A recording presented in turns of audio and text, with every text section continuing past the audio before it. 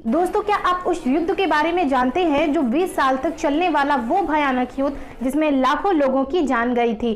दोस्तों, वैसे तो इतिहास में कई युद्ध हुए हैं जिनमें लाखों लोगों की जान गई है। एक ऐसा युद्ध की शुरुआत आज से करीब 66 ईयर्स पहले हुई थी जिसमें वियतनाम युद्ध के नाम से जाना जाता है। वियतनाम युद्ध शीत युद्ध काल में वियतनाम, लाओस और कंबोडिया की धरती पर लड़ी गई थी।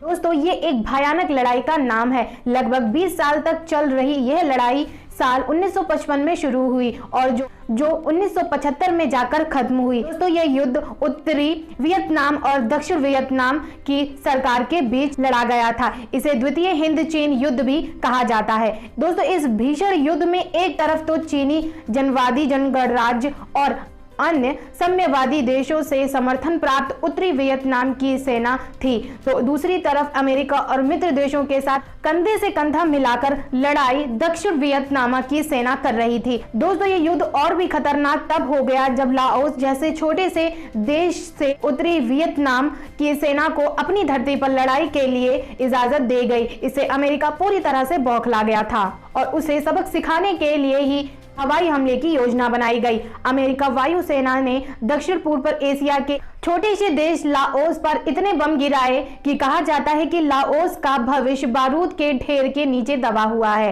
दोस्तों, कहते हैं कि अमेरिका ने साल 1964 से लेकर 1973 तक पूर्व 9 साल लाओस में हर 8 मिनट में बम गिराए थे।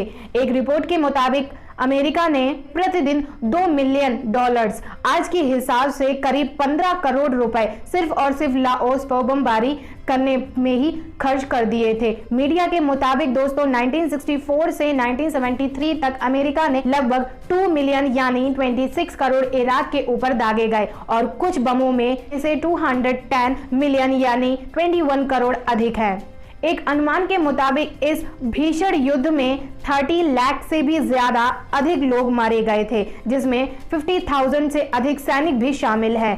कई लोगों का मानना है दोस्तों कि इस युद्ध में अमेरिका की हार हुई थी। हालांकि कई विशेषज्ञों का ये मानना है कि 20 साल तक चले इस भीषण युद्ध में किसी की भी जीत नहीं हुई थी।